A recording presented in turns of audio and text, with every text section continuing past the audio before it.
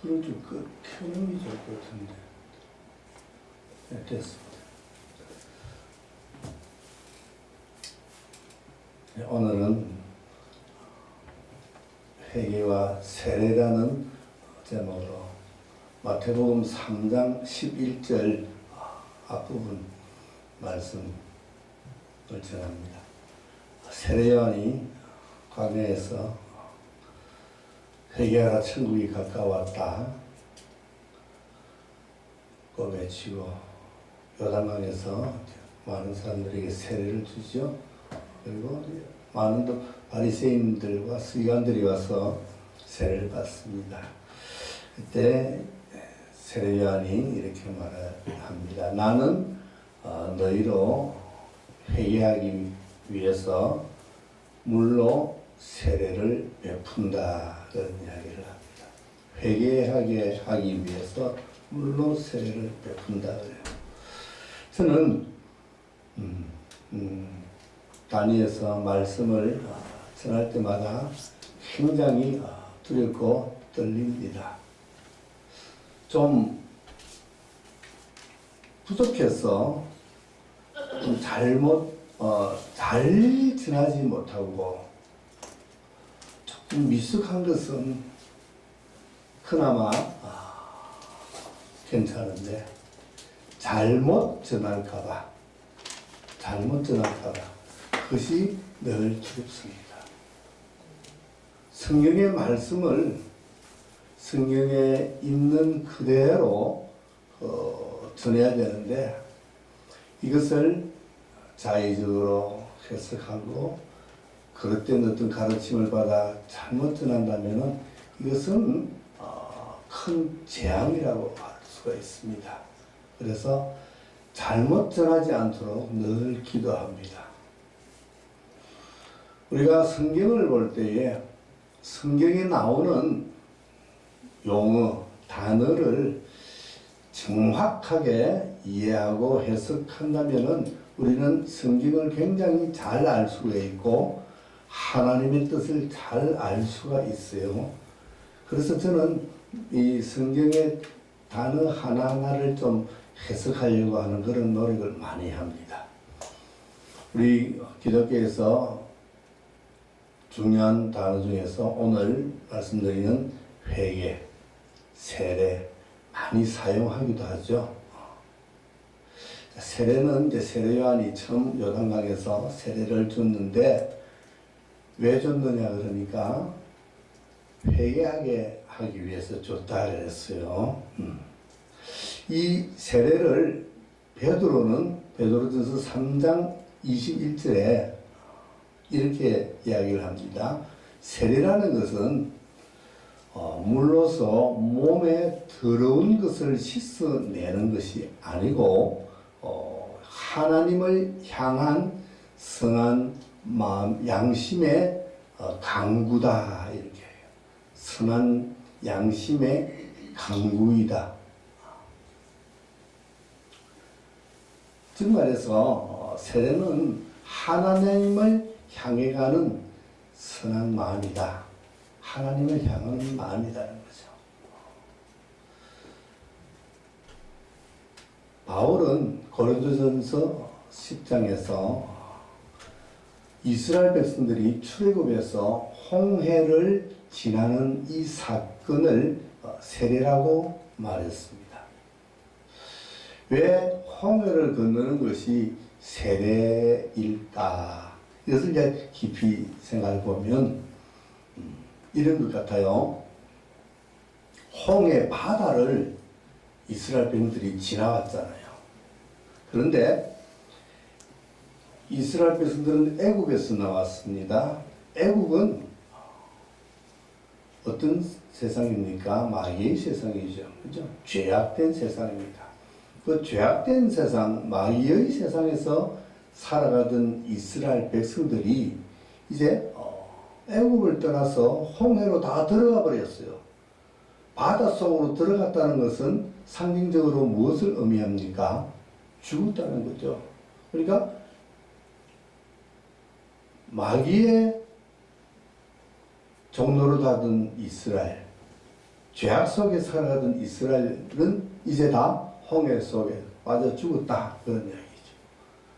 그런데 광야 쪽은 이제 하나님이 계셨어요. 하나님이 계신 광야 쪽에서 홍해를 바라보니까 물속에서 살아나오는 거예요. 이스라엘이 살아납니다. 그래서 살아나서 어디로 갑니까? 하나님에게로 향하죠. 하나님에게로 향합니다. 죄에 대해서는 죽고 의에 대해서는 살고 마귀에 대해서는 죽고 하나님에 대해서는 사는 이것이 바로 세례다. 죽고 사는 것. 세례 요한이 세례를 줬을 때 어떻게 줬죠? 요단강에 물속에 잠겼다가 끄집어내는 게 세례잖아요. 물속에 잠길 때 죽습니다. 어떻게 죽어요? 과거에 내가 죽죠. 옛사람이 죽고, 그죠? 육신의 사람이 죽습니다. 그리고 다시 끄집어낼 때 다시 살아나죠. 다시 산다 그래서 이걸 부활이라고 또 표현하면 이것도 곤란합니다. 부활은 아니에요. 영적으로 표현하는 거니까 부활은 아니고 옛사람이 죽고 새사람이 살아나는 거예요. 육적인 사람이 죽고 영적인 사람, 그 사람이 죽고 속사람이 살아난다. 이것이 세례의 의미라는 거죠. 그래서 이 세례를 이제 다른 교단에 어떤 교단에서는 세례라고도 하고 또 어떤 교단에서는 침례라고도 하는데 정확하게 표현하면 침례가 맞을 것 같아요. 물속에 잠기는 침, 그죠? 침. 그러나 뭐 침례든 세례든 간에 똑같은 의미로 옛 사람이 죽고 새 사람이 살아난다. 죄된 나는 죽고 이제 새롭게 태어난 하나님의 자녀로서 살아가겠다는 하나의 의식으로 보면은 좋을 것 같아요. 그런데 세례받았다고 다 죄 벗어진다. 그것이 아니라 아까 베드로가 말한 것처럼 선한 하나님을 향한 선한 나의 양심에 강구다는 거죠. 그 뭐죠? 나는 이제 하나님만 바라보며 살아가겠습니다. 한 나의 어떤 결단이라고 할 수 있죠. 그래서 우리가 세례받을 때 선수도 하잖아요. 그렇죠? 성경 중심이 그건 하나님의 말씀이다. 나는 교회법을 잘 지키겠습니다. 예수 그리스도를 나의 구주로 영접하고 살아가겠습니다. 하는 그런 신앙의 결단, 이것이 세례라고 저는 이제 생각됩니다. 회개는 신약에서는 회개라는 단어가 나오지만 구약에서는 회개라는 단어가 나오지 않습니다. 회개하라 천국이 가까이 왔다라고 이제 세례 요한이 그렇게 얘기했죠. 회개라는 것은 죄된 삶 속에서 새롭게 변화된 삶으로 이제 바뀌는 거죠.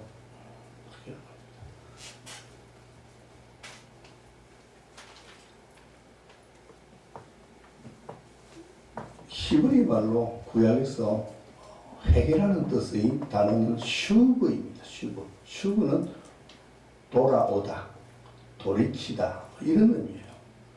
그래서 구약에서 선지자들이 하는 메시지는 전부 뭐죠? 다 돌아오라, 돌이키다. 나 여호와가 말하노라 너희가 돌이키라. 그러면 돌아오라. 그러면 내가 돌이키리라. 하나님도 돌아섰다는 거예요. 이스라엘 백성들이 하나님을 떠나 돌아가니까 하나님도 얼굴을 돌리셨다. 그러나 너희들이 돌아오면 나도 얼굴을 돌려주겠다. 돌리는 거예요. 하나님 품으로 돌아오는 거예요.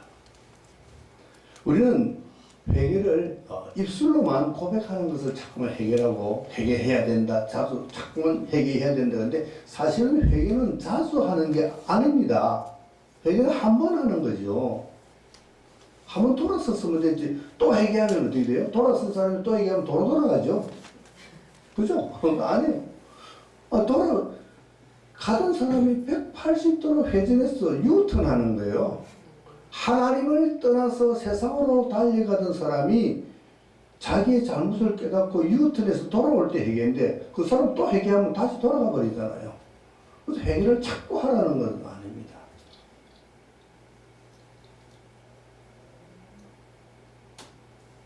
자복한다 그래요. 자복한다. 내 죄를 내가 입술로 고백하는 것. 한번 회개해서 하나님 앞으로 돌아왔지만 내가 죄를 지을 수도 있는 거예요. 그죠? 내가 하나님, 지금은 분명히 나는 하나님을 향해 걸어가고 있습니다. 하나님을 향하여 바라보고 가고 있습니다. 예수 그리스도를 구주로 영접했습니다. 그럼에도 불구하고 연약한 나의 육신으로 인해서 내가 넘어질 때가 있다는 거죠. 그럴 때 보고 회개하라 그러면 돌아가 버립니다. 쉬고하면 자복하면 되는 거예요. 왜? 예수 그리스도께서 나의 모든 죄를 사해 주시고 속죄해 주시기 때문에 이제 나는 회개가 이제 필요 없죠. 한번 회개했으니까, 돌아왔으니까, 돌아온 자식이 이제는 잘못했다고 자복하는. 회개에 대해서 쓰여진 성경의 내용 중에서 누가복음 15장에 보면은 참 재밌는 그런 사건이 있습니다. 예수님께서 비유로 말씀하셨는데 누가복음 15장에 세 가지 이야기가 나오죠. 첫 번째 나오는 것이 잃어버린 양 이야기입니다. 양 100마리가 있었는데 한 마리가 없어져 버렸어요. 그래서 99마리 양을 들여두고 그 잃어버린 한 마리 양을 찾기 위해서 목자가 밤이 맞도록 찾아다닌다 그랬어요. 그리고는 찾아서는 기쁜 마음으로 돌아와서 양이 찾은 그 기쁨에 잔치를 벌인다 그랬어요. 그러면서 뭐라 그러냐면 이 회개하고 돌아오는 한 사람의 죄인으로 인해서 하늘에서 하나님이 99명의 회개하지 않아도 되는 그 의인보다도 더 기뻐하신다 그랬어요. 그만큼 죄인 한 사람이 돌아오는 것을 하나님 기뻐하신다 그랬어요.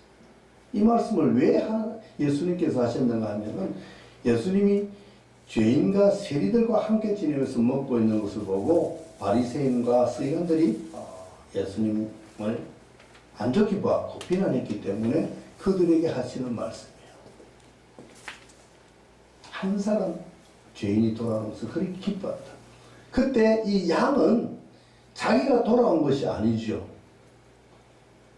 목자가 찾아냈습니다.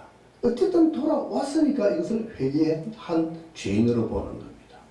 그런데 이 양은 떠나갈 때도 자기가 떠나간다고 떠난 것이 아닙니다. 우둔했어. 눈이 어두웠어. 잘못해서 실수로 떠나간 거예요.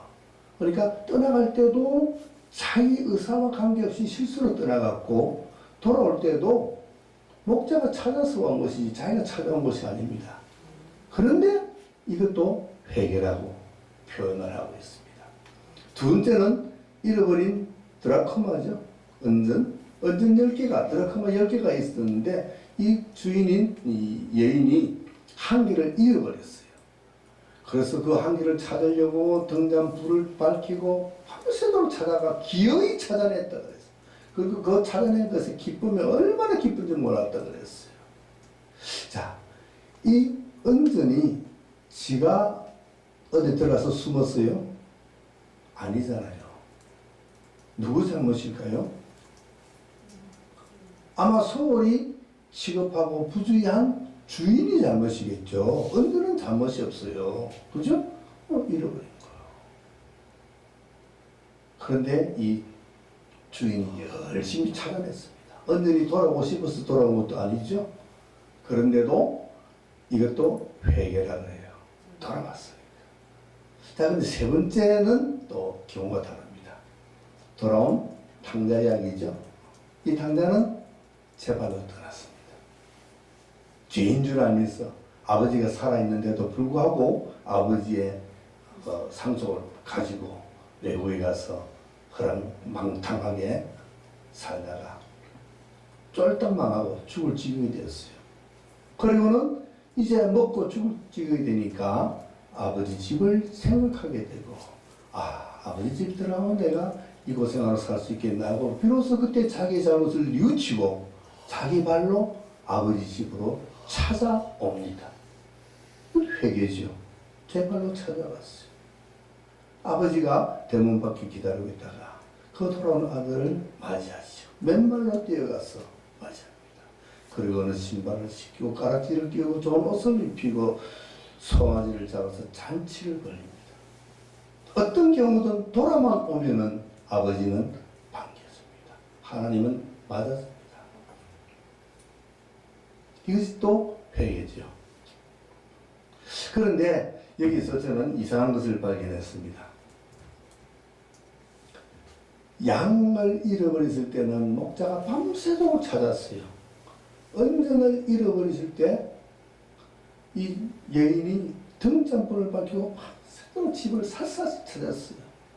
그런데 아들이 나가서는 아버지가 찾으러 나가지 않고 대문 밖에서 이렇게 늘 기다리고 있었어요. 그러나 마음은 항상 아들을 생각하고 돌아오면은 아들로 다시 맞아줄 준비를 하고 기다리고 있는 거예요. 왜 그랬을까? 잃어버린 양은 저 혼자 돌아올 능력이 없어요. 그죠?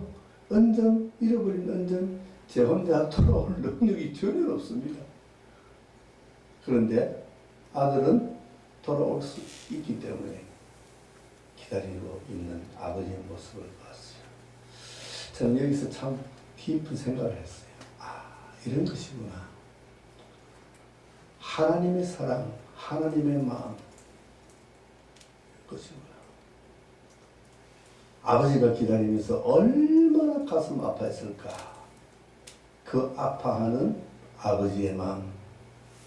그것이 지금도 탕자되어 다니는 우리의 모습을 보고 아파하시는 하나님의 마음이 아닐까.